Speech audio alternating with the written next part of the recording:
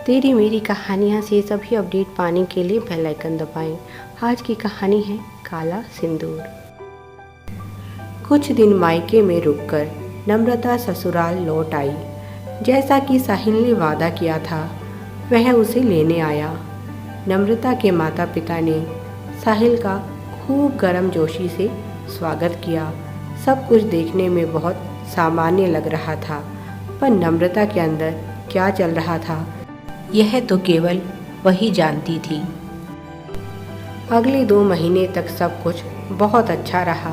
फिर एक रात अचानक नम्रता की सास घबराई हुई सी उनके कमरे का दरवाज़ा पीट रही थी।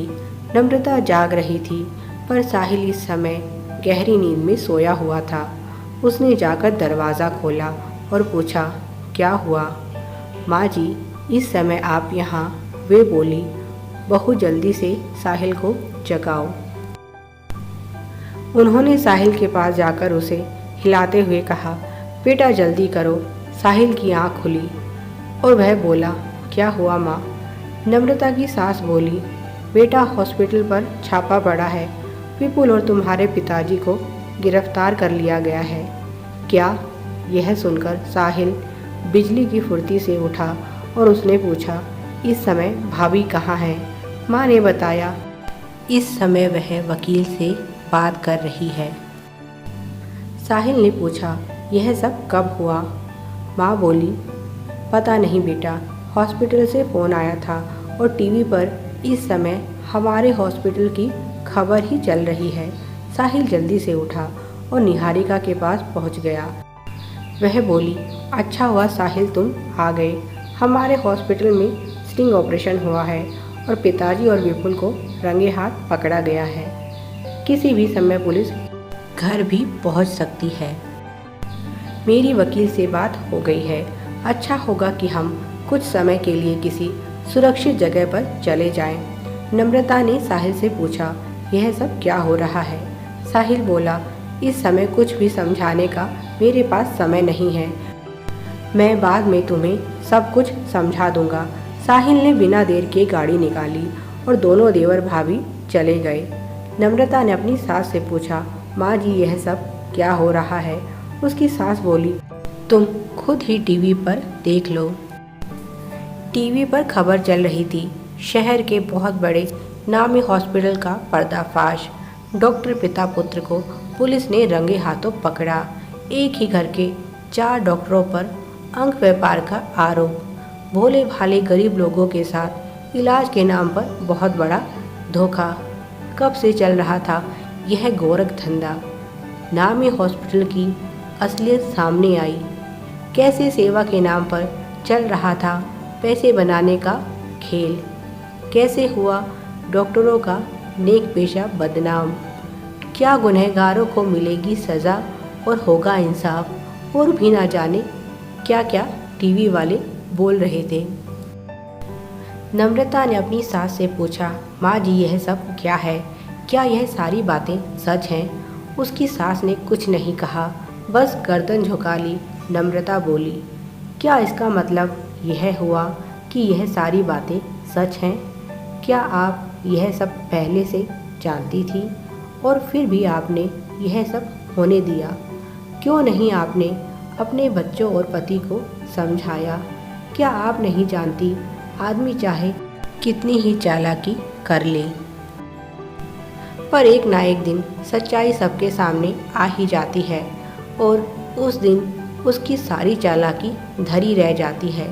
आज नहीं तो कल बुरे काम की सज़ा भुगतनी पड़ती है। सब कुछ जानते हुए भी अगर आप गलत का विरोध नहीं करते तो आप भी उस पाप में साझीदार हो जाते हैं। इसका मतलब आप भी इस काम में बराबर की हिस्सेदार हुई। नम्रता की सास बोली, नहीं बहू, ऐसा नहीं है कि मैंने यह सब रोकने की कोशिश नहीं की। मैंने अपनी तरफ से बहुत कोशिश की, पर जब इंसान लालच में अंधा हो जाता है तो उसे सही या गलत कुछ समझ नहीं आता। आज की दुनिया में लोग बस कामयाब होना चाहते हैं, चाहे इसके लिए उन्हें खुद के उसूलों से समझौता क्यों ना करना पड़े।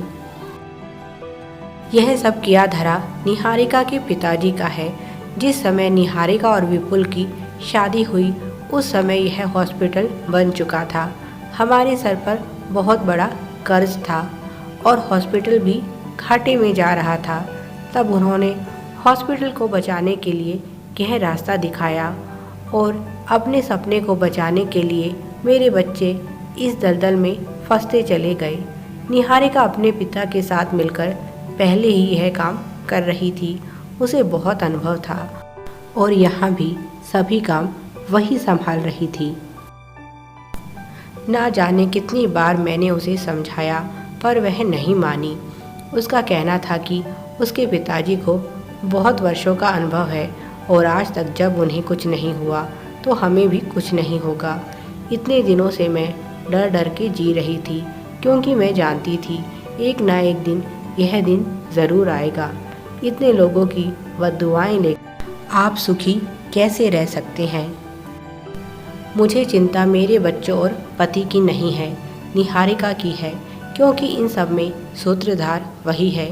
नम्रता बोली, माँ गलती चाहे किसी ने भी की हो पर उसका साथ देने वाले गलत ही कहलाते हैं। और माफ़ कीजिए, मैं गलत का साथ नहीं दे सकती। सारी बातें जानने के बाद मैंने फैसला कर लिया है कि अब मैं यहाँ नहीं रहूँगी। मैं इस परिवार और साहिल से अपने सभी संबंध तोड़ती हूँ। नम्रता की सास ने कहा, बहू तुम ज़्यादा पढ़ी लिखी और समझदार हो, अपने जीवन के फैसले खुद लेने में समर्थ हो।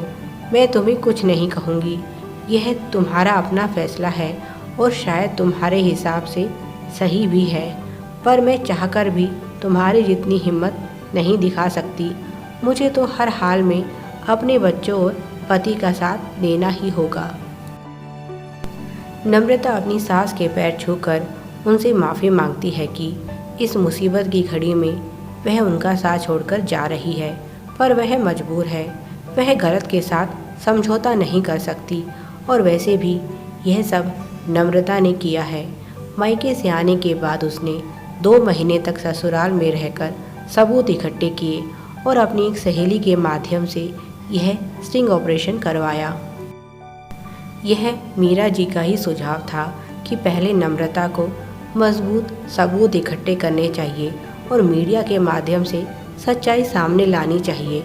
इससे ना तो उसका नाम सामने आएगा और ना ही कोई सच्चाई को झुठला पाएगा, क्योंकि एक व्यक्ति की आवाज़ को तो दबाया जा सकता है, पर जब वही आवाज़ मीडिया में पहुंच जाती है तो उसे नज़रअंदाज नहीं किया जा सकता।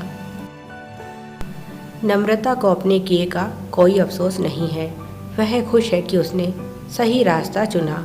माना वह अपना पत्नी धर्म नहीं निभा सकी, पर उसने सबसे बड़ा मानवता का धर्म निभाया, क्योंकि अगर वह भी अपनी सास की तरह चुप्पी साध लेती तो ना जाने और कितने मासूम लोगों को पीड़ा से गुजरना पड़ता। मरीज़ के लिए डॉक्टर भगवान से भी बढ़कर होता है।